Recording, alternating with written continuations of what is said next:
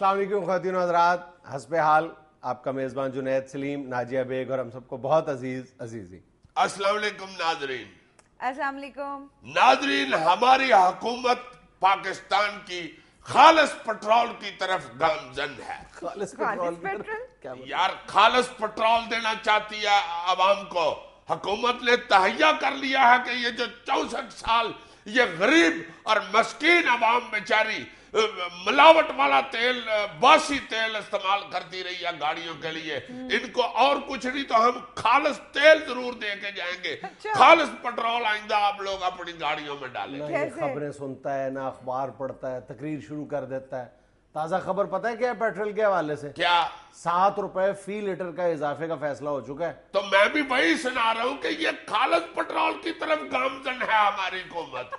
ابھی 7 روپے اضافہ ہوا ہے۔ مار رہا ہو یار۔ یار جب 100 روپے لیٹر سے بڑھے گی نا قیمت، پھر دیکھنا پٹرول خالص ہوگا۔ یہ سستا اسی لیے کہ خالص ہی نہیں ہے۔ خالص پٹرول کی کیا نشانی ہے؟ تم بتاؤ یار، بتاؤ، بڑے تم دانشور بنتے ہو۔ اسے گاڑی چل جاتی ہے۔ گاڑی تو تکے سے بھی چل جاتی ہے، اس کا مطلب ہے تکا پٹرول ہے۔ یہ ابھی آپ لوگ پٹرول سونگتے ہو تو اس میں سے پٹرول کی سمیل آتی ہے، تو اور پٹرول میں سے گلاب کی سمیل لائے۔ اور نہیں پائی جی، یہ خالص نہیں ہے، اس لیے اس میں سے پٹرول کی سمیل آتی ہے۔ خالص پٹرول کی نشانی سن لو آج، زیادہ تر پٹرول آتا ہے سعودی عرب سے۔ خالص پٹرول جو ہوتا ہے اس کو سونگے تو اس میں سے زیتون کی سمیل آتی ہے۔ اب تم دیکھ رہے جب حکومت آہستہ آہستہ پٹرول کی قیمت 100 سے زیادہ ٹپا دے گی پر لیٹر، پھر پٹرول میں سے زیتون کی سمیل لائے گی۔ پاوے اس سے گاڑی چلا لو تو بے شک انڈا تال لو۔ اگر آپ کا کوئی مالشیا واقف ہے تو پنیوں پہ بھی مال سکتے ہیں۔ اور تمہیں پتہ ہے کہ پنیوں پہ اگر خالص پٹرول ملے تو بندہ چلتے ہوئے کہوں بھی کرتا ہے۔ اچھا عزیز صاحب، آپ کی اجازت ہو تو خبریں شروع کریں؟ ہاں کرو، میں نے تو بس یہ خوشخبری سنانی تھی، آپ کرو خبریں۔ قومی اسمبلی میں اپوزیشن لیڈر چودھری نثار کا کہنا ہے کہ بہتری کی کوئی توقع نہیں، موجودہ حکومت لا علاج ہے۔ اللہ، واہ واہ واہ واہ، چودھری صاحب ساری ٹھیری ڈھا دی ہے آپ نے۔ خدا کے واسطے بندہ کو تسلی والا بیان دیتا ہے۔ چلو یہ کہہ دیتے کہ بھائی جی بہت حالت خراب ہے، لاہور لے جاؤ۔ یا چلو بندہ کہہ دیتا ہے کہ بھائی جی ہردو پور پپناکھے پنڈ کے پاس ایک حکیم ہے، ہائے ہائے ہائے۔ کہاں پہ؟ پنڈ کے پاس ہردو پور پپناکھا، یار پنڈ کا نام ہے، آگے سے ہنسنا شروع کر دیتے ہو۔ ہردو پور پپناکھا ہے کہاں پہ یہ ہردو پور، دیکھو یار پنڈ پلا دیا مجھے۔ ہردو پور پپناکھا پنڈ نقشے کے اوپر ہی ہے یہ دنیا کے۔ یہ بندہ کہہ دیتا ہے کہ بھائی جی ہردو پور پپناکھے پنڈ میں ایک ایسا حکیم ہے، گردن کی ایک نس دباتا ہے، یا درد ختم ہو جاتی ہے یا بندہ ختم ہو جاتا ہے۔ چلو بندہ کسی امید پہ گاڑی کرائے پہ لے کے مریض اس میں ڈال کے جاتا تو ہے نا، انہوں نے تو ختم ہی کر دیا، لا علاج ہی کہہ دیا۔ آپ یہ کہہ دیں بھائی جی کہ کھوتا پولی کے پاس ایک ٹالی والا ڈاکٹر مشہور ہے، ہومیوپیتھ تک، ہائے ہائے ہائے، علاج اس کا یہ سست ہے مگر ہے پائیدار۔ اس کے پاس مریض کو لے جائے، ویسے بھی تو آپ کے مریض نے ہفتے بعد مار ہی جانا، تو چلو علاج کرا کے مار جائے گا۔ چلو یہ کہہ دیں کہ ککڑ ہٹا پنڈ کا بابا بگڑا ہے، پنڈ کے چھپڑ میں کھڑے ہو کے ایک لت پہ اس نے چلا کاٹا ہو۔ میری بات سنو، اگر تم نے پنڈ ککڑ ہٹا ڈالا ہے تو بابا بھی ککڑ ہی ڈال لے، بابا کیوں بگلا ڈالا ہے؟ یار ہر پرندے کی اپنی تاثیر ہوتی ہے، کوئی پرندہ پنڈ پہ فٹ ہوتا ہے، کوئی بندے پہ فٹ ہوتا ہے۔ وہ بابا بگلا ایسا اعلیٰ دم کرتا ہے، ہائے ہائے ہائے، ایک کو پھونک مارتا ہے، موم بتی بجھ جاتی ہے۔ کچھ کہہ دے ڈاکٹر نثار چودھری صاحب، خدا کا واسطہ ہے، کوئی تسلی والا جواب دے۔ اس طرح کے ڈاکٹر تو آپریشن تھیٹر سے باہر آ کے خوشخبری کا بھی بیڑا گرک کر کے سناتے ہیں۔ کیسے؟ مبارک ہو جناب، بیٹا ہوا ہے پر رو رہا ہے۔ پر ایسے منڈے کی نانی آنکھ کے کہتی ہے ڈاکٹر صاحب بچہ جب پیدا ہوتا ہے تو روتا ہی ہے، اور کوئی دائی سے گٹار پکڑ کے بجانا نہیں شروع کر دیتا۔ دادی بات سے کہہ دیتی ہے ڈاکٹر صاحب تسی جاؤ، تہاڈی شکل ویکھ کے رویا، جاؤ تہاڈی خیر ہو۔ اگلی خبر پڑھ دو پلیز. Exactly. عمران خان نے کہا ہے کہ حکومت نے 4 برسوں میں $8.5 ارب کی چوری کی ہے. عمران خان صاحب کو چوری کا لفظ تو نہیں استعمال کرنا چاہیے تھا, پھر ڈکیتی ہے. چوری تو چوری چھپے ہوتی ہے نا, چھپ چھپا کے ہوتی ہے, ڈکیتی کی ہے. Sorry, I am sorry, I have some reservations of تحفظات. ڈکیتی بھی چھوٹا لفظ ہے, جس بھی لفظ کے ساتھ چھوٹی یہ لگ جائے وہ ویسے ہی چھوٹا ہو جاتا ہے. ڈکیتی, پری, چوری, نا عزیزی. ہاں بالکل بالکل, عزیزی چھوٹی عمر کا ہے تو عزیزی ہوگا. چھوٹی عمر کا ڈکیتی کم پڑ جاتا ہے ادھر. اب کیا کہیں یار $8.5 ارب ہے, ڈکیتا ہوا ہے, ڈکیتا بلکہ ڈکیتڑا ہوا ہے. چوری تو ہوتی ہے یار, میرا ککڑ چوری ہو گیا یار, عید کے لیے لیلا لیا تھا چوری ہو گیا, اب میرے $250 چوری ہو گئے. یا زیادہ سے زیادہ دل چوری ہو جاتا ہے, وہ بھی چلو ہیروئن ہنسی خوشی کہتی ہے دل چوری ساڈا ہو گیا, کی کریے جب تم اس طرح کی فضول حرکتیں کرتے ہو نا, تمہاری ساری دانشوری بہہ جاتی ہے. بہ جاتی نہیں, بہ گئی ہے. اور بہ نہیں, بہ جاتی ہے. اچھا جی, بہ جاتی ہے. کتنا ہوا ہے عمران خان صاحب, اور آپ چوری کہہ رہے ہیں حضور. آپ نے ساری بات کی شدت ہی ختم کر دی ہے. شتر مرغ کی جگہ آپ نے بلالر چوچا کھڑا کر دیا. مجھے ایک واقعہ یاد آ گیا. ہمارے پنڈ سودر ایک میرا واقف کار ہوتا تھا, بگا ڈوگر. بڑا اس کے مامے کی طرف آنا جانا تھا, روز اس کو ملنے جاتا تھا. پھر اس نے مامے کی طرف آنا جانا چھوڑ دیا. مجھے ایک دن بازار میں ملا, میں نے کہا بگے آج کل مامے کی طرف نہیں آتے, خیر ہے؟ کہتا بھائی یار یہ ایک دفعہ میں نے کوئی چھوٹا سا جھگڑا ہو گیا تھا, تو میں نے میرا خیال ہے مامے کی دونوں ہی ٹانگیں توڑ دی تھی. اس کے بعد مجھے لگتا ہے یار کہ ماما کو تھوڑا سا محسوس کر دیا. ہائے ہائے ہائے تیرے بیڑے گھر کا, اور دونوں ٹانگیں اس کی توڑ دی اور وہ صرف محسوس سا کر دیا. Very good. ناظرین, یہاں مجھے لینی ہے ایک چھوٹی سی بریک, ہمارے ساتھ رہیے گا.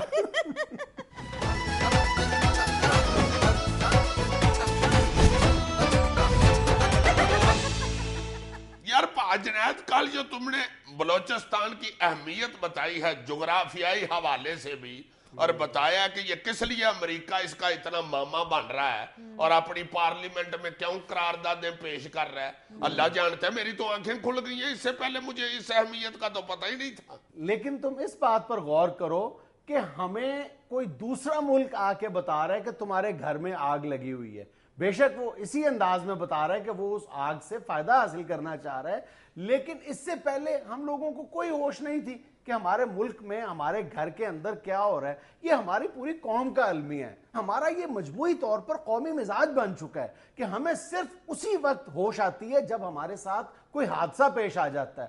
ہمارا کوئی سیسنا طیارہ گرتا ہے تو ہم پر انکشاف ہوتا ہے کہ ہم تو 50-60 سال پرانے سیسنا طیارے اڑا رہے ہیں جو ناکارہ ہو چکے ہیں, فرسودہ ہو چکے ہیں. پھر ہمیں پتہ چلتا ہے بچوں کی کسی بس کو حادثہ پیش آتا ہے تو ہمیں پتہ چلتا ہے کہ جناب یہ جو فٹنس سرٹیفکیٹ دینے والا محکمہ ہے یہ اس میں گڑبڑ موجود ہے. جب بھی کوئی حادثہ پیش آتا ہے, جب کوئی پلازا گر جاتا ہے, پھر پتہ چلتا ہے کہ اس کی تعمیر میں گڑبڑ ہوئی تھی, اس کو اجازت جس نے دی تھی وہاں پر کرپشن پائی جاتی ہے. پھر ہم صرف لوگوں کو پیسیفائی کرنے کے لیے, لوگوں کے جذبات کو ٹھنڈے کرنے کے لیے 2-4 افسران کو قربانی کا بکرا بنا دیتے ہیں اور بات کو ٹھنڈا کرنے کی کوشش کرتے ہیں. معاملہ جوں کا تو رہتا ہے. سسٹم پھر بھی نہیں ٹھیک کرنا سسٹم ٹھیک کرنے کی تو ہماری پرائورٹی کبھی نہیں نہ رہی. اب دوسرا ملک میں قرارداد پیش ہوتی ہے اور الحمدللہ مجھے 100% یقین ہے کہ وہ قرارداد ہمارا کچھ نہیں بگاڑ سکتی. اور یہ بھی ابھی امریکہ نے صرف ایک ٹیزر چھوڑا ہے, صرف ایک ٹیسٹ کیا ہے کہ پاکستان کے اندر سے کس طرح کا ریئیکشن سامنے آتا ہے, اس کے جو آئندہ اقدامات ہیں وہ خدا نخواستہ اس سے زیادہ شدید اور سنگین ہو سکتے ہیں, ہمیں اس پر نظر رکھنی چاہیے. لیکن ایک دوسرے ملک کی قرارداد کے بعد ہماری آنکھیں کھلتی ہیں, پھر ہمیں پتہ چلتا ہے کہ ہمارے ملک کے اندر تو آگ لگی ہوئی ہے, پھر ہمارے میڈیا کو بھی ہوش آتی ہے, ہم شور مچا دیتے ہیں ہمارا بلوچستان, بلوچستان کا یہ مسئلہ, بلوچستان کا وہ مسئلہ. اس سے پہلے ہم سوئے ہوئے تھے. نہیں, بیچ میں ہم جاگتے بھی ہیں جب الیکشن آتے ہیں, چونکہ بلوچستان سے بھی 4 سیٹیں لینی ہوتی ہیں, اس وقت ہم جا کے ان کو پوچھتے بھی ہیں, وہ بھی آگے اپنے بیچارے رونے سناتے ہیں. پھر اس کو تسلی دینے کے لیے ہم کہتے ہیں کہ نہیں ہم کر رہے ہیں, آپ فکر نہ کریں, فکر نہ کریں. سفید جھوٹ. اور یقین کرو کہ اگر تم بلوچستان کے مسئلے پر ذرا بھی ٹھنڈے دل و دماغ کے ساتھ غور کرنے کی کوشش کرو تو انسان اسی نتیجے پر پہنچتا ہے کہ صرف جھوٹ کی وجہ سے آج بلوچستان کا مسئلہ جو ہے اس قدر سنگین ہو گیا ہے. اس مسئلے پر میڈیا نے بھی جھوٹ بولا ہے, اس مسئلے پر حکومت نے بھی جھوٹ بولا ہے, حکومتوں نے بھی جھوٹ بولا ہے, اس مسئلے پر فوج نے بھی جھوٹ بولا ہے, اس مسئلے پر بلوچ لیڈرشپ نے بھی جھوٹ بولا ہے. آج اگر ہم بلوچستان کا مسئلہ حل کرنا چاہ رہے ہیں نا تو صرف اس کا جو نقطہ آغاز ہے وہ یہ ہونا چاہیے کہ آؤ مل کر بیٹھیں اور سچ بولنا شروع کریں. اپنے آپ سے بھی, بلوچ قوم سے بھی, بلوچ لیڈرشپ کے ساتھ بھی سچ بولنے کا آغاز کریں. بالکل سچ بولیں, اور میرا خیال ہے کہ ہر شخص سچ بولے, ہر بندہ اس مسئلے میں انوالو ہو, پھر یہ مسئلہ حل ہوگا. سب سے پہلے کون انوالو ہو, یہ ایک بڑا سوالیہ نشان ہے. سب سے پہلے اس مسئلے کو حل کرنے کے لیے پنجاب کو پہل کرنا ہوگی. اہلیان پنجاب کو مسئلہ بلوچستان کو سمجھنا ہوگا, یہاں سے بھی اور یہاں سے بھی پوری طرح شعوری طور پر بلوچستان اور تمام تر جو سابقہ تعصبات ہیں ان کو بالائے طاق رکھ کر بالکل ایک نئی سوچ کے ساتھ, ایک نئے دل کے ساتھ, ایک نئے دماغ کے ساتھ اس سارے مسئلے کو بہت ٹھنڈے دل کے ساتھ سمجھنا ہوگا کہ آخر ہم سے کوتاہیاں کیا ہوئی ہیں. اگر آج بلوچ عوام اور بلوچ لیڈرشپ ہم سے ناراض ہے تو وہ کون سا گناہ ہم سے سرزد ہوا ہے. ہم بلیم گیم میں نہ جائیں. میں سال ہر سال سے یہ بات سن رہا ہوں, پنجاب کی طرف سے یہ آواز اٹھتی ہے کہ ہمارا فرض ہے کہ ہم بلوچ عوام کو بلوچ سرداروں کے مظالم سے آزاد کروائیں, ان کے چنگل سے چھڑوائیں. اللہ کے بندو, آپ کون ہوتے ہو؟ بلوچستان کے عوام اور بلوچستان کے جو سردار ہیں ان کے درمیان آپ کون ہوتے ہو معاملہ طے کروانے والے یا ان کو کسی غلامی کی زنجیروں سے چھٹکارا دلوانے والے؟ کبھی بلوچستان سے یہ آواز آئی ہے, ہم نے کبھی سنا ہے کہ جناب ہم پنجاب کے عوام کو سرداروں سے اور مزاریوں سے, لغاریوں سے, چودھریوں کے مظالم سے نجات دلائیں گے؟ کبھی میں نے تو آج تک نہیں سنا. بھئی وہ بلوچستان کا اپنا معاملہ ہے, ان کو اپنے طور پر حل کرنے دو. نہیں, اگر ہم نے اس مسئلے میں بھی نہیں بولنا تو پھر ہمارا فرض کیا ہے, کیا کریں ہم؟ یقین کرو میں انتہائی اخلاص کے ساتھ, انتہائی درد مندی کے ساتھ یہ سمجھتا ہوں کہ ہمارا اولین فرض یہ بنتا ہے پورے پاکستان کا کہ ہم بلوچ عوام کی آواز میں اپنی آواز ملائیں, ان کے کندھے کے ساتھ کندھا ملا کر کھڑے ہو جائیں. بلکہ میں تو یہ سمجھتا ہوں کہ بلوچستان کے مسئلے کے حل کی پہلی پیش رفت تب نظر آئے گی جب لاہور میں بلوچ عوام پر جو حکومتی مظالم ہیں, جو حکومتی ناانصافیاں ہیں, اس کے خلاف لاہور کی مال روڈ پر جلوس نکلے گا. بالکل تم ٹھیک کہتے ہو یار. ویسے ہم یہاں پہ کوئی ہسپتال میں کوئی ڈاکٹر کسی کو غلط ٹیکہ لگا دے تو مال روڈ بلاک کر دیتے ہیں, گورنر ہاؤس کے سامنے ہم منجیاں بچھا کے بیٹھ جاتے ہیں. تو ہمارے جسم کا حصہ چل رہا ہے بلوچستان جو ہے, اور ہم آرام سے ٹی وی لگا کے ادھر تبصرے سن رہے ہیں, گپیں سن رہے ہیں لوگوں کی کہ کیا ہو رہا ہے. یہ 60 لاکھ بلوچوں کی زندگی کا مسئلہ ہے جس پر کبھی ہم نے غور کرنے کی کوشش نہیں کی کہ ہم نے کیا کیا زیادتیاں ان کے ساتھ کی ہیں. یار تم دیکھو, سوئی گیس جس سے کھاد بنتی ہے, 90% کھاد جو ہے وہ سوئی گیس سے بنتی ہے, اور سوئی گیس کی جب پہلی فیکٹری اور کارخانہ بنتا ہے وہ بلوچستان کی سرحد سے 20 کلومیٹر باہر جا کے بنتا ہے. او خدا کے بندو, اتنی ناانصافی. بلوچستان سے گیس نکلتی ہے اور بلوچستان کے علاوہ پورا ملک اس گیس کو بے دردی کے ساتھ استعمال کرتا ہے, اور بلوچ بوڑھی خواتین لکڑیاں اکٹھی کرنے کے لیے میلوں پیدل سفر طے کرتی ہیں. یار تم کبھی غور تو کرو کہ LDA لاہور ڈیولپمنٹ اتھارٹی کا دفتر اگر کراچی میں ہو, یا اسلام آباد کی جو کیپٹل ڈیولپمنٹ اتھارٹی ہے اس کا دفتر لاہور میں ہو, اچنبے کی بات ہے نا, بلکہ شاکنگ بات ہے نا. تو گوادر ڈیولپمنٹ اتھارٹی کا دفتر جب کراچی میں قائم کیا گیا تو کسی نے اعتراض نہیں کیا. اچھا جی, یہ گوادر ڈیولپمنٹ اتھارٹی کا دفتر کراچی میں ہے؟ جی کراچی میں ہے. اس کے علاوہ جو تھر کول پروجیکٹ ہے اس کا دفتر بھی کراچی میں ہے. یار اس سے بڑا ظلم کیا ہوگا کہ جب پہلا NFC ایوارڈ ہوتا ہے 1991 میں غالباً, تو پورے بلوچستان کا جو ترقیاتی بجٹ ہے وہ 1.30 ارب روپے ہے. یہ پنجاب کی کسی تحصیل کے ترقیاتی بجٹ سے بھی کم ہے. ہوئے ہوئے ہوئے ہوئے ہوئے, اتنی تو یار حکومت والے ایک کام میں رشوت لے لیتے ہیں. ہاں بالکل. اور یہ جب ہم بلوچستان کی بات کرتے ہیں نا تو ہمیں اس ایک ٹپیکل فریم آف مائنڈ سے باہر آنا ہوگا. ہمیں اپنے اس نفسیاتی رویے کو بھی تبدیل کرنا ہوگا کہ ہم بلوچوں کو حقوق دے رہے ہیں بلوچستان پیکج کی شکل میں, فلاں امراءات کی شکل میں, رائلٹی کی شکل میں. بھئی ہم کون ہوتے ہیں حقوق دینے والے؟ میں نے کل کی گفتگو میں بھی حقوق دینے کی بجائے حقوق لوٹانے کی بات کی تھی. بلوچ عوام بھی پاکستان کے اور اسلام آباد کے اتنے ہی مالک و مختار ہیں جتنے اہلیان پنجاب یا اہلیان سندھ ہیں. یار یہ تو سیدھی سیدھی بات ہے کہ گھر میں اگر 4-5 بھائی رہ رہے ہیں اور مختلف کمروں میں بے شک رہ رہے ہیں, حقوق تو سب کے برابر ہیں. یہ تو نہیں ہو سکتا کہ بڑا پر آ گئے کہ یار تم فکر نہ کرو یار, میں تمہیں بھی انشاءاللہ جائیداد میں حصہ دوں گا. بھائی فکر نہ کرو, کیا بات ہوئی بھائی, اس کا حق بنتا ہے, دینا کیوں نہیں ہے تم نے, یہ تم بات ہی کیوں کر رہے ہو. اور یہ بھی عجیب سا لگتا ہے کہ ایک کمرے میں سوئی گیس جل رہی ہو, دوسرے میں جالی نہ رہی ہو, ایک کمرے میں 2 اے سی چل رہے ہیں اور کسی کمرے میں بیچارے ہاتھڑا پنکھا پکڑ کے بیٹھے ہوئے. ایک بھائی صاحب جو ہے وہ گھر کی ٹوٹی کھول کے پانی پار لیتے ہیں اور دوسرے بھائی صاحب جو ہے بیچارے گلی کی ٹوٹی سے جا کے پانی بھرتے ہیں. ایک میں میٹر لگا ہو بجلی کا, دوسرے پاس بیچارے لالٹین جلا کے بیٹھے ہو. تو ظاہر ہے جو لالٹین والے ہیں, جو بیچارے یا لکڑیاں جلا رہے ہیں, ان کے ذہن میں یہ تو احساس پیدا ہوگا نا کہ یار گھر میں میرا بھی اتنا ہی حصہ ہے جتنا اس کا ہے. یہ کیوں عیاشی کر رہا ہے, صرف بڑا پرا ہونے کے ناطے عیاشی کر رہا ہے. ہاں بالکل, ہمیں اپنے انہی رویوں کو بدلنا ہوگا. اور میری تم سے گزارش ہوگی کہ یہ بات جو ہے وہ جاری رکھو, ہمیشہ یہ بات کرو یار. یہ تو بڑی اہم بات ہے جس پہ سارا پاکستان چپ کر کے بیٹھا ہوا تھا. ناظرین یہاں میں لینے ایک چھوٹی سی کمرشل بریک, ہمارے ساتھ رہیے گا.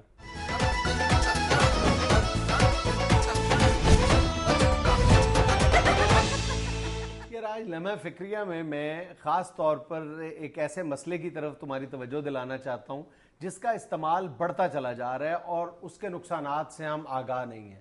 وہ ہے موبائل فون کیمرے کی جو شرانگیزیاں ہیں اور بڑھتا ہوا غلط استعمال. ہائے ہائے ہائے ہائے ہائے, اس کا تو اتنا برا استعمال شروع ہو گیا ہوا ہے کہ میں کئی دفعہ دیکھ کے حیران ہو جاتا ہوں کہ یار ہم کس طرف کو چل پڑے ہوئے ہیں. ہمیں احساس نام کی کوئی چیز ہمارے اندر رہی نہیں ہے. یہ شادیوں بیاہوں پہ, اسکولوں کالجوں کے فنکشنوں پہ, ویسے محلے کے فنکشنوں پہ تڑا تڑ شروع ہو جاتے ہیں موبائل فون نکال کے ویڈیو بنانی بغیر کسی کی اجازت کے. ہم اس کی پرائیویسی کو انویڈ کرتے ہیں اور پھر اس سے بڑا ظلم یہ کرتے ہیں کہ in most of the cases ہم ان ویڈیوز کو, شادی بیاہ کے فنکشنز کو یا دیگر چھوٹی موٹی جو فیملی کے اندر شرارتیں ہوتی ہیں, جو بڑی مطلب اس طرح کے لمحات ہوتے ہیں جو صرف اس فیملی کے لوگ بیٹھ کر آپس میں شیئر کر سکتے ہیں, اس کو ہم جو سوشل ویب سائٹس ہیں, فیس بک ہے, یوٹیوب, اس پر لوڈ کر دیتے ہیں. یعنی پوری دنیا کے سامنے ہم وہ لمحات جو ہیں, وہ ویڈیوز جو ایک گھر کے لیے بنائی گئی ہوتی ہے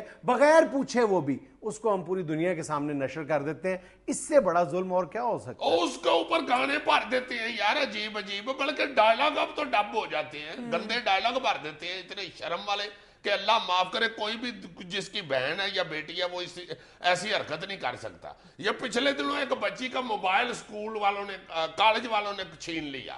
وہ بچی بیچاری مجھے کہتی ہے یہ انکل, یہ جو پرنسپل صاحب ہیں انہوں نے میرا موبائل چھین لیا, انہوں نے کہا کہ یہ توڑ دیں گے تو آپ ان کو کہیں. میں نے ان سے کہا, وہ پرنسپل صاحب نے میرے کان کھڑے کر دیے, ایسی مجھے گفتگو سنائی.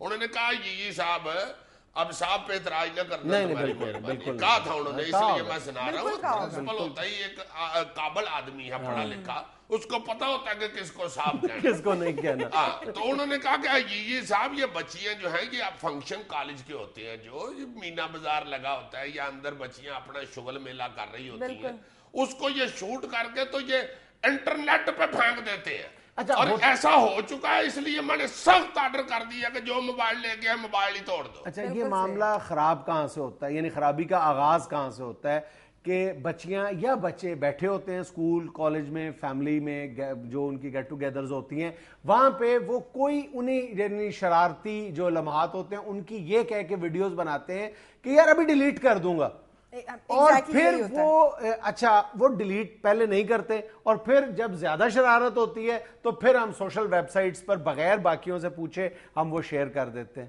اچھا سر اس کے اندر ایک بہت بڑی خطرناک چیز یہ ہے کہ اکثر موبائلز میں ہم ویڈیو ڈیلیٹ کر بھی دیں تو وہ میموری میں سٹور رہ جاتی ہے جسے ریسٹور کیا جا سکتا ہے. ہاں بالکل. اچھا اچھا اس ضمن میں ایک اور احتیاط بلکہ حسب حال کے تھرو ہم یہ اپنے ویور سے ریکویسٹ کریں گے کہ جو لوگ یہ چاہتے ہیں, اور میرا خیال ہے غالباً بھاری اکثریت یہی چاہتی ہوگی کہ ان کی فیملی کی ویڈیوز جو ہے وہ ایٹ لیسٹ دوسروں کے ہاتھوں میں نہ لگے. ان کو یہ چاہیے کہ وہ بالکل یہ جو بے احتیاطی کا مظاہرہ کرتے ہیں موبائل فون کیمرے کے ذریعے اپنی جو ویڈیوز بناتے ہیں فیملی فنکشنز کی, یا ویسے ہی بالکل جب وہ کیجول موڈ میں بیٹھے ہوتے ہیں تصاویر بناتے ہیں یا ویڈیوز بناتے ہیں, ان کو اس بات کا خیال رکھنا چاہیے کہ یہ جو ہمارے موبائل فون ہیں ان کی سنیچنگ کتنی ہوتی ہے, یہ چھینے کتنے جاتے ہیں. ظاہر ہے جو آپ سے موبائل فون چھینتا ہے آپ اس سے یہ ریکویسٹ تو نہیں کر سکتے کہ یار مجھے 5 منٹ کے لیے ذرا ڈیلیٹ کر لینے دو پھر تم چھین لینا. یا موبائل کے اندر یہ بھی نہیں ہوتا کہ اسے آن کریں تو اوپر لکھا آ جائے کہ میرے علاوہ اس کی فوٹو بک کوئی نہ کھولے. فوٹو بک وہ جو ہوتی ہے البم, یار یہ کیوں فوٹو بک کہتے ہیں بھائی. اچھا میری بات سنو, اس میں بحث کے علاوہ میرا خیال ہے کہ بچوں کو یہ سمجھانا چاہیے کہ فوٹو بک نہ کھولیں.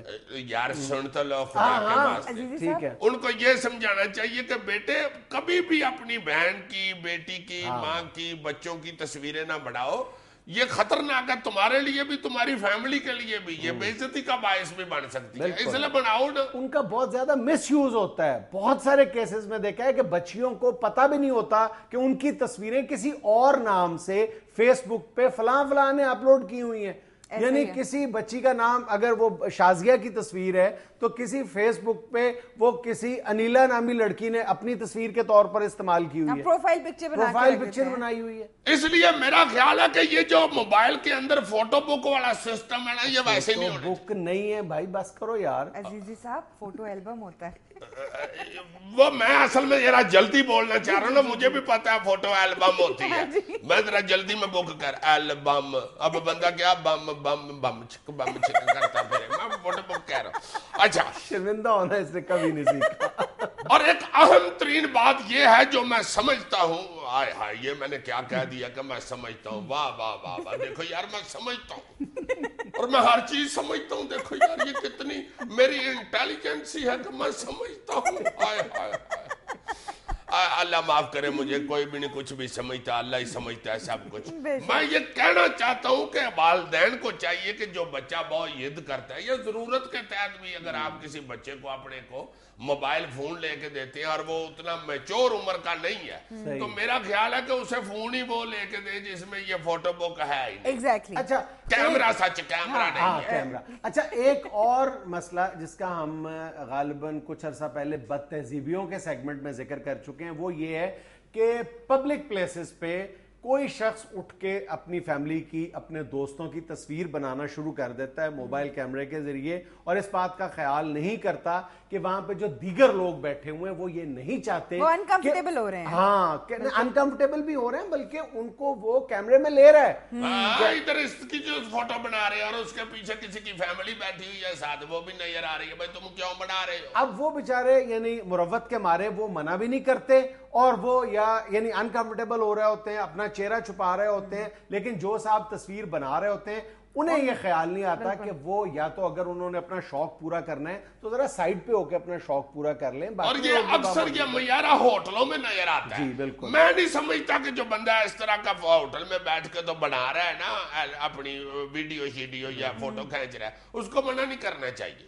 اس کو کیمرے سمیت اٹھا کے نا تو ڈائننگ ٹیبل, یار ہنسو نا یار, ابھی میں نے اٹھایا تو تم بیچ میں ہنس پڑے, چلو میں نے پھینک دیا, میں نے اٹھانا ہی نہیں. اچھا آپ ہوٹلز کی بات, ہوٹلز میں لڑائیاں کروانا چاہتے ہو, پیار سے ایک بات سمجھاؤ یار. یہ پیار والی بات ہے, حد ہو گئی ہے تمہارے والی. ایک فیملی بیٹھی ہوئی ہے کوئی اور جس کو آپ جانتے نہیں ہیں, جس کی مرضی نہیں ہے کہ اس کی فوٹو بنے, آپ کیوں اس کی فوٹو بنا رہے ہیں. ناظرین یہاں میں لینی ایک چھوٹی سی کمرشل بریک, ہمیں یقین ہے آپ ہمارے ساتھ ہی رہیں گے.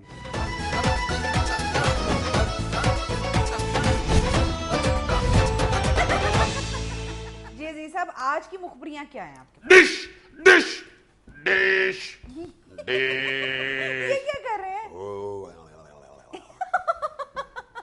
بڑی خطرناک مخبریاں سنانے لگا ہوں تمہیں. یہ آخری سین ذرا دوبارہ کر دو پلیز. یہ بڑا سانپ ہوتا ہے جس کے 2 منہوں والی زبان باہر آتی ہے. میں یہ زبان کٹوا نہیں سکتا سانپ بننے کے لیے, اس لیے سادہ زبان سے سنا رہا ہوں. لو جناب, پہلی مخبری یہ ہے کہ یہاں پہ جو میڈیکل کالجز کھل رہے ہیں پاکستان میں تڑا تڑ, جو پرائیویٹ ہیں, ان کی اجازت جو ہے دیتا محکمہ یا ادارہ, اس کے پاس اب صرف سگنیچر کرنے والی اتھارٹی رہ گئی ہوئی ہے. یار وہ پورا ایک پروسیس ہے, حکومت کی ایک باڈی ہے, وہ جائزہ لیتی ہے, وہاں پر یہ دیکھتی ہے کہ ان کی فیکلٹی کیا ہے, ان کے پاس بلڈنگ کیسی ہے, ان کے پاس سہولیات کیا ہیں, ایک منٹ, پھر وہ منظوری دیتی ہے. اگر سانس لے لیں تو میں یہی آپ کو بتانے لگا ہوں کہ یہ جو باڈیاں شاڈیاں ہیں نا, یہ سارا کچھ ختم ہو گیا. آسان طریقہ نکال دیا گورنمنٹ نے. سنو تو صحیح یار, ہاتھ دھو گیا تمہارے والی. تم سمجھتے ہو کہ گورنمنٹ کچھ بھی نہیں کر رہی؟ کیا کر رہی ہے؟ سنو ذرا.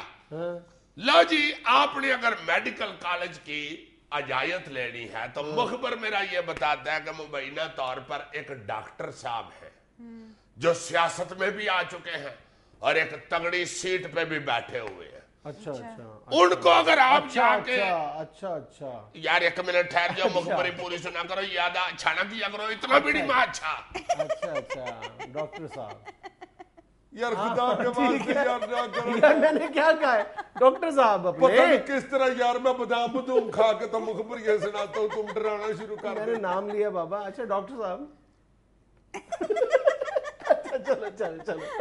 ان ڈاکٹر صاحب کو اگر آپ بدہ 2.5 کروڑ روپیہ پکڑا دینا جناب, بدہ 5 اس کا کرائے, اچھا بدہ 2.5 کروڑ پکڑا دیں تو وہ منظوری پکڑا دیتے ہیں کہ لو بھائی جی جا کے کھول ڈاکٹری ڈوکٹری. اس طرح کھول رہے ہیں میڈیکل کالج. پھر تم کہتے ہو جی کہ حکومت کرتی کچھ نہیں, کوئی سہولت نہیں دے رہی. اور کتنی کو سہولیات فراہم کرے جی حکومت. اس طرح کے کالج کھول رہے ہیں, وہ آگے سٹوڈنٹ بھی پھر اسی طرح کے آ رہے ہیں. پچھلے دنوں مجھے ایک ٹیچر بتا رہا تھا, امتحان لے رہا تھا بیچارہ, کہتا 2 سکے بھرا میری کلاس میں پڑھتے تھے, ٹیسٹ ہو رہا تھا, تو میں نے دونوں کا پرچہ دیکھا, ایک نے باپ کا نام اور لکھا ہوا تھا, دوسرے نے اور لکھا ہوا تھا. میں نے کہا تم دونوں تو سکے بھائی ہو, اس نے باپ کا نام کچھ اور لکھا ہوا ہے, تم نے کچھ اور لکھا ہوا ہے. کہتا بھائی جی اگر سیم لکھ دیتے تو پھر آپ نے کہنا تھا کہ آپ نقل مار رہے ہیں. لا جی جب ڈش جو دوسرا سانپ چھوڑ, سوری یار یہ تو غلط ہو گیا, میں نے سانپ کے پیچھے کوڑے کی آواز دے دی ہے, یہ نہیں, سوری, پھر سے کر لو. اس کے پاس سنانے کے لیے کچھ نہیں ہے, صرف وقت ضائع کر رہا ہے یہ بندہ. لا جی مخبری میں جو سنانے لگا ہوں, اگر یہ خود نہ اٹھ کے کہے آئیے یہ اپنا ذرا منہ پیش کرے. اللہ نہ کرے, اللہ نہ کرے, اللہ نہ کرے, اللہ نہ کرے, مجھ پہ ایسا سخت وقت آئے. ایسا نہیں نہ کرتے, تمہاری ان 2 انگلوں پہ کسی دن تھوڑی لگڑی ہے. دیکھا کر کہیں فوٹو لگا رہے ہو گئے تم, اور تم ایسے ایسے کرتے پھر.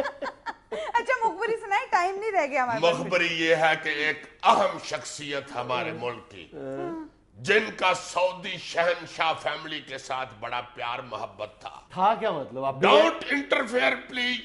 اب بھی ہے ان کا بہت پیار محبت. یار یہ دیکھ, میں نے نہیں سنانی اچھا پڑی. چلو چلو چلو چلو. اچھا سر آپ سنانے دینا مخبریاں. وہ اہم شخصیت جو ہے وہ پچھلے دنوں سعودی عرب گئے ہیں, ادھر جا کے انہوں نے وہاں کے شہنشاہ شاہ عبداللہ صاحب سے 4-5 مرتبہ ملنے کی کوشش کی ہے, مگر آگے سے جواب ملا ہے کہ انا not فارغن. ہاں وہی جو جس کو ہم کہتے ہیں کہ not responding at the moment. لا جناب ڈش. ہائے ہائے ہائے ہائے, یہ جو میں سانپ چھوڑ رہا ہوں یہ بھی بین الاقوامی ہے. اچھا پچھلے دنوں میں صدقے جاؤں اپنے مرشد کے. ہائے ہائے, مرشد میرے کمال ملنگ آدمی ہیں, پچھلے دنوں قطر گئے ہوئے تھے.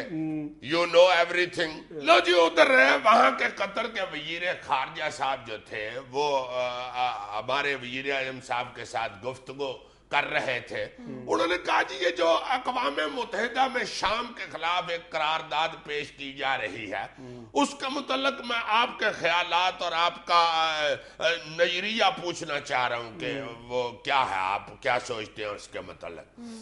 تو مرشد پاک میرے چونکہ ادھر تمہیں پتہ ہے بڑی پسوڑی میں ہے، پاجنس بہت ہو رہی ہے، طریقیں پخت کے بندہ بیچ میں قتل کا چکر بھی لگائے تو نہیں ذہن میں رہتا، ان کے ذہن میں نہیں رہا، اس وقت وہ گفتگو نہیں کر سکے، اس پہ وہ کوئی ادھر ادھر کی باتیں کر کے تو نپٹانا چاہ رہے تھے، مگر بیچ میں فوراً حنا ربانی کھر صاحبہ جو ہیں وہ ساتھ تھی، انہوں نے فوراً فالو کر لیا کہ اوہو پی ایم صاحب کو نہیں پتا چل رہا کیا پوچھ رہے ہیں یہ، اور پتہ ہی نہیں ہے کہ بتانا کیا ہے، انہوں نے انٹرفیئرنس کی، یہ دیکھو میرے منہ سے بالکل کریکٹ نکلا، انٹرفیئرنس۔ لا جناب جب انہوں نے بتانا شروع کیا کہ میں آپ کو بتاتی ہوں کہ یہ وہ، جس پہ قطر کے وزیر خارجہ نے کہا کہ پلیز ہاذا انا نو انٹرپشن اینڈ چپن پلیزن انا پوچھن وزیر اعظم گفتگون، تو پھر انہوں نے بات کرنی شروع کی، پھر نہیں مرشد پاک درویش بس طریقے پخت یار ہنسا نہ کرو، تمہیں ایک کچہری کا چکر لگانا پڑ جائے نا کوٹ کا، تمہیں سمجھ لگ جائے یار اپنے اندر اتنی جرت پیدا کرو اور صاف صاف کہو کہ وزیر اعظم کو پتہ ہی نہیں تھا کہ کہاں شام، کہاں قرارداد، کہاں اقوام متحدہ۔ ناظرین یہاں لیتے ہیں ایک چھوٹا سا وقفہ، ایسے ہی وقفہ یار دیکھو یہ بولتا ہے میری یہ مخبریوں میں نے آئندہ سنانی نہیں کرنی بس۔ نہیں آپ ایسے غصہ کر رہے ہیں عزیز صاحب۔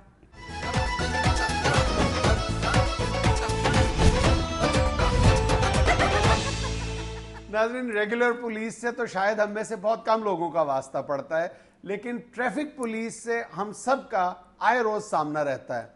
وہ کیا کہتے ہیں، ان کے مسائل کیا ہیں، یہ جاننے کے لیے ٹریفک پولیس کے ایک نمائندے کو آج ہم نے اپنے اسٹوڈیو میں دعوت دی ہے، آئیے ان سے ملاقات کرتے ہیں۔ السلام علیکم سر۔ جی وعلیکم السلام، ایک منٹ بھائی جی، ایک منٹ ذرا، آپ کا کوئی رشتہ دار M N A M P A ہے جی؟ نہیں قوم سایوں میں M N A M P A محلے میں رہتا ہو؟ کوئی نہیں، کوئی نہیں، کوئی پولیس میں افسر ہو یا کوئی ڈی سی سی سی یا کوئی کمشنر؟ نہیں بابا نہیں، کوئی نہیں ہے۔ اچھا تو فوج میں بھی کوئی رشتہ دار نہیں ہے، بالکل کوئی دوست یار بھی نہیں ہے فوج؟ نہیں بابا نہیں، اچھا تو اب محلے میں کبھی لڑائی ہوئی ہے آپ کی، یا کسی کو آپ نے پھینٹا لگایا ہے؟ بالکل نہیں بابا۔ اپنا ذرا موقع دکھائیں، یہ دیکھیں، خیر ہے لائسنس دکھاؤ یار۔ اور نہیں میں نہیں کسی سے ڈرتا، لائسنس دکھاؤ مجھے بس، لائسنس دکھاؤ یار، تمہاری مہربانی لائسنس دکھاؤ بس۔ لیکن میں جرنلسٹ ہوں، جی میں جرنلسٹ ہوں۔ میں یہ پوچھ رہا تھا کہ آپ کا لائسنس بنا ہوا ہے کہ نہیں؟ اگر نہیں بنا ہوا تو میں بنوا کے تو چھوڑ جاؤں گا، آپ کا خادم کس لیے ہے؟ آپ ادھر ایویں دفتر میں چکر لگائیں گے، آپ کا ٹائم ویسٹ ہوگا، آپ ماشاءاللہ ملک کے کریم ہوتے ہیں تو آپ کو کیا ضرورت ہے دفتر میں آنے کی؟ اچھا یہ بتاؤ مجھے روکا کیوں تھا پھر؟ نہیں روکا نہیں ہے جی، میں ادھر وہ دوسرے وارڈن کو بلا رہا تھا کہ تم ادھر آ جاؤ۔ دوسرا وارڈن تو کوئی کھڑا ہی نہیں ہے بابا۔ جی ادھر ہی تھا، جب بھی کوئی لڑائی جھگڑا ہو یا کوئی تگڑا بندہ کھڑا ہو جائے تو دوڑ جاتے ہیں سارے۔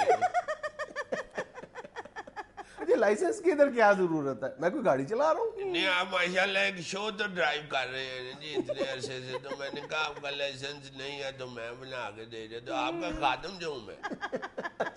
اس کا مطلب ہے ہم طاقتور اور بااثر لوگوں کا چلان نہیں کرتے؟ نہیں ایسی کوئی بات نہیں کرتے ہیں ہم چلان۔ اچھا میرے ایک دوست نے ایم ایل اے کا چلان کر لیا تھا، اچھا پھر؟ وہ آج کل پرانی کتابوں کا پھٹا لگاتا ہے۔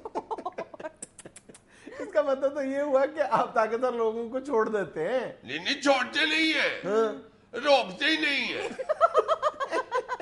روکیں تو چھوڑی نا پھر، ایک آدمی کو روکتے ہی نہیں ہے، وہ خود ہی جا رہا ہوتا ہے، ہم نہیں ان کو روکتے۔ تگڑے بندے کو نہیں روکتے؟ نہیں اس کو نہیں روکتے، وہ تگڑے بندے کو روکے نا جی تو وہ ہماری تنہا روک لیتا ہے، ظاہر ہے نوکری نہیں رہے گی تو تنہا تو نہیں نہ ملے گی، ویلے بندے میں تو کوئی بد دعا نہیں دے دینا، تنہا کسے لے کے دے گا؟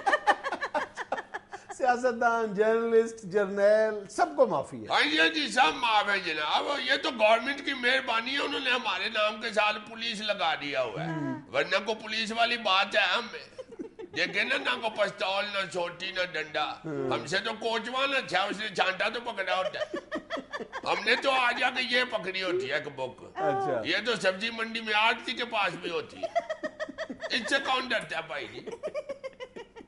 اوپر سے اس کا جتنا سائز ہے اسے تو مکھی نہیں ڈرتی، ایک دفعہ ادھر مکھی بیٹھی ہے میں ایسے کرتا رہا ہوں، مکھی نہیں اڑی، ادھر والی ٹریفک شروع ہو گئی چلی،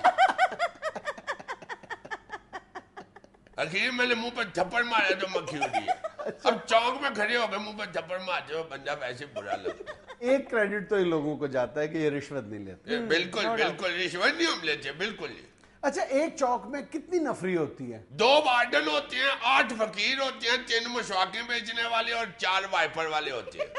اوپر کی آمدن صرف فقیر کو ہی ہوتی ہے, ہمیں نہیں. آپ پر ایک الزام یہ ہے کہ آپ ٹریفک کنٹرول سے زیادہ فیشن پر زور دیتے ہیں. نہیں جی فیشن پہ کیا زور دینا ہے, ہمیں کون سا بی جی نے بھرتی کرایا ہوا؟ 2 میں سال میں وردیاں ملتی ہیں 2. فیشن کیا کرنا ہے, ادھر چوک میں کھڑے ہو کہ جتنی مٹی وردی پہ پڑتی ہے آپ یقین کریں گھر جا کے دھونے کو نہیں وردی دفنانے کو دل کرتا. اچھا آپ لوگوں کے اوپر ایک الزام اور بھی ہے, آپ آن ڈیوٹی اکٹھے ہو کے گپے مارتے رہتے ہیں. نہیں وہ گپے نہیں مارتے ہوئے, وہ کٹھے اس لیے ہوتی ہیں کہ کوئی مارنے نہ لگ جائے. اب ہنس رہے ہیں اکیلے اور نہتے بندے کو دیکھ کے مارنے لگ جاتے ہیں. تو آپ کا مطالبہ یہ ہے کہ آپ کو ویپنز دیے جائیں. نہیں ویپن نہیں, پسٹول. پسٹول ہونا چاہیے, بے شک پانی والا ہو. پانی والا ہی ہو. وہ آگے سے گرمی آ رہی ہے, چلو بندہ ایک دوسرے کو ٹھنڈا کرتا رہے.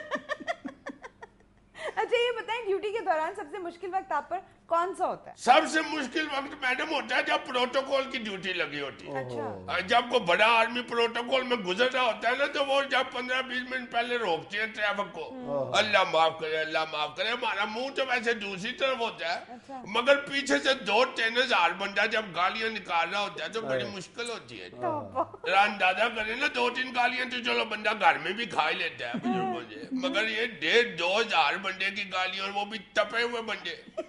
اوپر سے دھوپ ہوتی ہے, گالی زیادہ شارپ ہو جاتی ہے. ہوتا ہے ایسے, آپ کو نہیں اندازہ, آپ تو شریف آدمی ہے نا, اور نکال دیے گالیاں. یہ تو ہو ہی نہیں سکتا. پروٹوکول کی ڈیوٹی کی وجہ سے ٹریفک میں پھنسا ہوا تو ہکلا بندہ بھی فر گاڑیاں نکالتا ہے.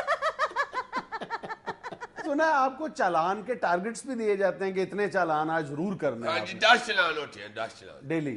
10 چلان روز کرنے پڑتے ہیں. اور یہ سنا نہیں آپ نے, یہ ہوتا ہے. اچھا 10 چلان روز کرنے پورے کرنے پڑتے ہیں, خواہ کوئی وائلیشن کرے یا نہ کرے. بس آتے رہے جی 10 چلان پورے کرے. وہ کئی دفعہ پھنس بھی جاتے ہیں, نہیں بھی ہوتا, مگر پورے کر کے ہی جاتے ہیں. ظاہر ہے چاڑے تو نہیں کھانی افسروں سے. ایک دن تو 9 چلان کر کے میں جوں کھڑا ہوا خالی سڑک, بندہ نہ بندے کی جات. اگلی 1.5-2 گھنٹے بعد آ گیا کہ موٹر سائیکل والا, اللہ ہی پھر جسے دے. موٹر سائیکل والا آیا, ہیلمٹ اس نے پہنا ہوا, پیچھے موٹر سائیکل کے بکری باندھی ہوئی اس نے. میں نے کہا چلان ہوگا, ہیلمٹ نہیں ہے. کہتے ہیں دیکھو پہنا ہوا. میں نے کہا تم نے پہنا ہوا نا, پچھلی سواری نے نہیں پہنا ہوا.